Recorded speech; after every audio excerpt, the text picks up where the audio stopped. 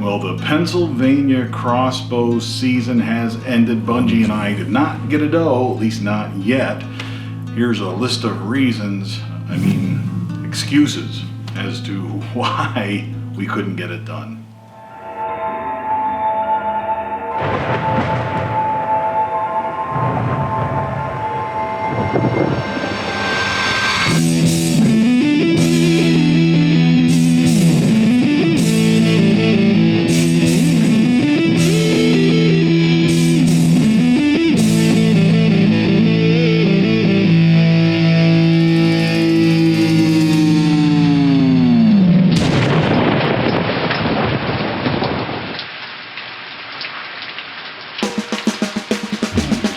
First things first, why am I in this hotel room down here in South Central Pennsylvania? Well, the answer to that is quite simple. I am away on another conference here now that the Pennsylvania Crossbow season has ended. It's back to business as usual. Got to pay the bills, got to go to work and learn things about how to do my job, so that's why I'm down at this hotel room. If you watch Death by Bunjie, you know how much energy we put into food plots here, how much work I put into it, how much time is invested in that. So naturally, I want to sit over a food plot and I want to have some success as a result of sitting over that food plot. I'm looking for ways to get a doe in the freezer using those food plots as the main attractive location for them. So I've got blinds set up on several different food plots. The well pad food plot is the one that I spent the most time on. I've shot deer there the last few years without too much trouble, as a matter of fact. This year that well pad is doing extremely well in its second year of clover. The clover looks awesome, it's thick, it's green, it withstood a little bit of a drought this year. I had some success in getting it through that. And as fall rolled around, I thought that was a gimme. It was going to be a layup as far as the shot's concerned. I should be able to go in there, set up, be able to shoot a deer there in the early weeks of the crossbow season. I've said it before, I'll say it again. There are no guarantees in this business, and food plots is definitely no guarantee. Does hold deer on the property, does bring deer to the property, but there's no guarantee that you're going to get a deer if you have a successful food plot year. But I did set up on that food plot. I did get in hunting blind, got all set up, ready to shoot a doe on the opening day of the Pennsylvania crossbow season back in the beginning of October. Set up there, had high expectations, had a lot of camera activity, a lot of trail camera pictures of deer moving through that food plot. I thought it was a pretty good likelihood we were going to see some deer. Now, those of you who watch Death by Bunjie know that I have a second camera angle that I try to use, and I've had a little bit of success with it. Got some neat shots over the last couple of seasons. The field cam is set off to my right, outside the hunting blind, off on the edge of the food plot. I try to disguise it as best I can. It's on a little clamp. It's a camera clamp type assembly with a GoPro camera that I can access remotely from my phone, right from the hunting blind. Works great, but the problem with that is it is a little bit conspicuous. Deer notice anything different in their surroundings, and when these doe came into the food plot that night, the mature doe, the nanny doe, looked up at the end of the food plot, and she wasn't looking at the hunting blind, but you can see quite clearly she's looking over in that corner where the field cam was located.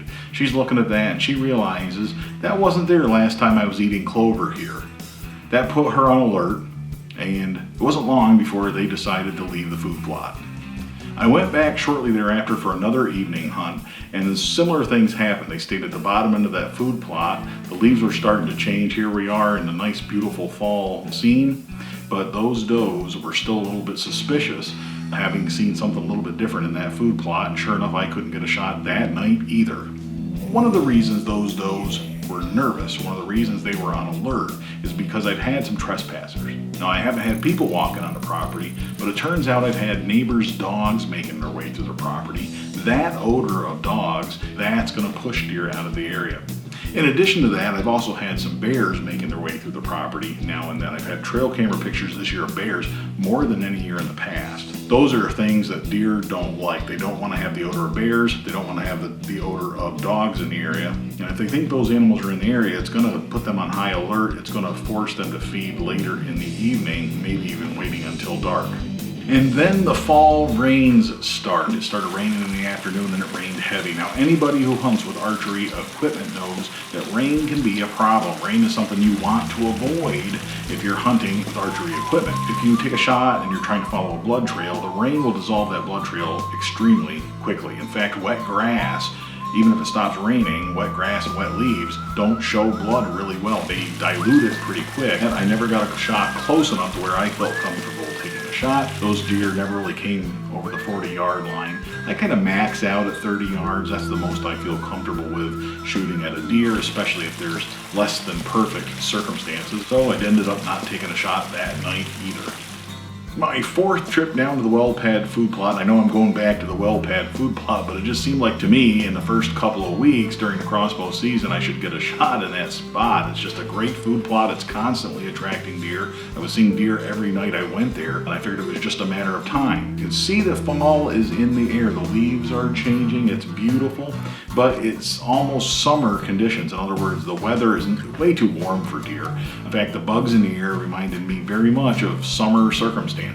Nonetheless, we saw a nice doe that night down at the bottom end of the food plot, but she was sniffing around and was still a little bit nervous about the food plot and decided to leave. So I never got a shot that night either.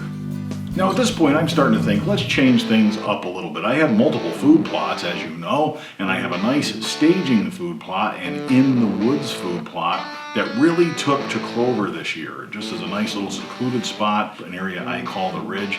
It's in a sort of a high deer traffic area. I thought maybe that'd be a good spot. Just before dark, I heard this really strange sound of some animal being attacked, apparently.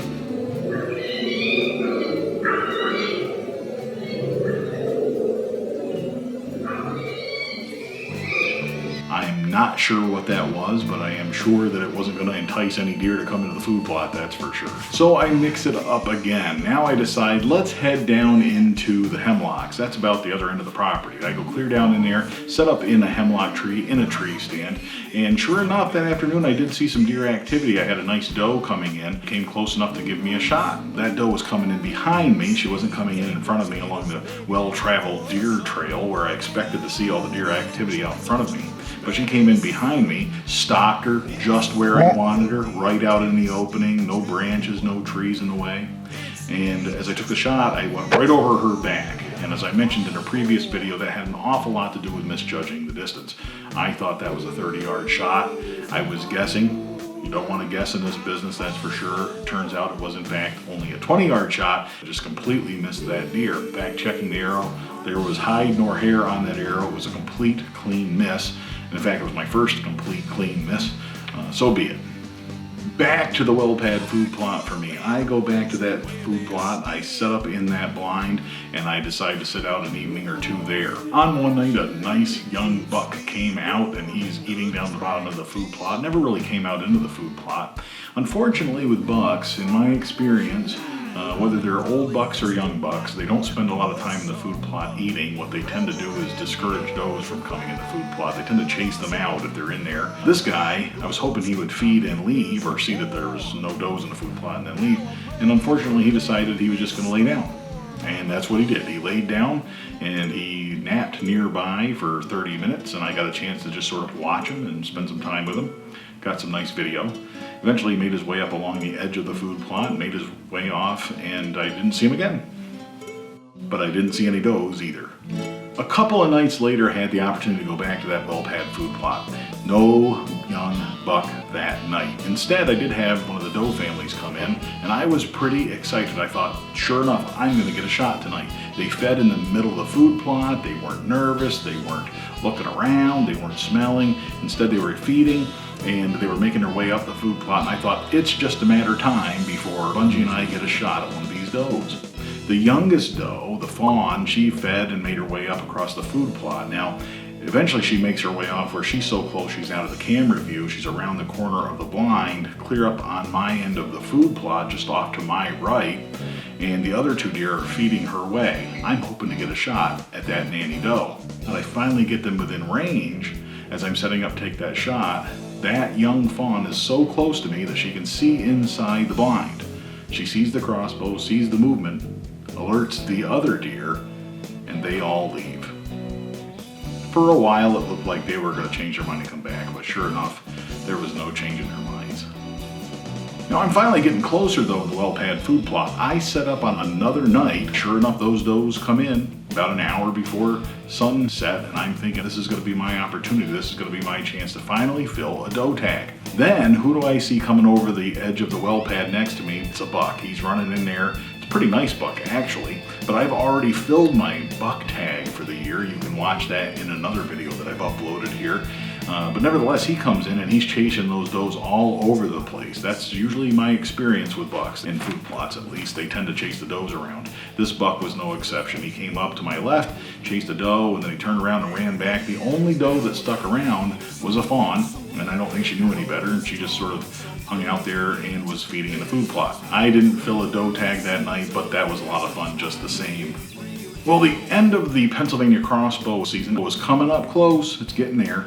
We're almost on it at this point, so I decided to sit in a different tree stand overlooking the ridge. And I've got the nice ridge clover food plot off to my right, and I thought maybe some does would make their way through that area where I could get a shot. On that last morning of the Pennsylvania crossbow season, I did not see any does to take a shot at, but I did see a really, really nice buck.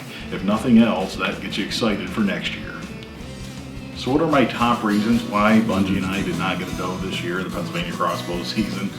There are numerous ones. Bears, dogs, rain, the field cam, the distance was too far, the distance was misjudged, predators like foxes or whatever made that sound that night, and not to forget, I did shoot a really nice buck, and I'm still so excited about that and so happy that I was able to share that with you. Make sure you check out that video if you haven't.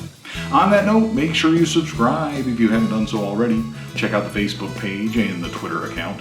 And until next time, from right here in South Central Pennsylvania, all hail Bunjie!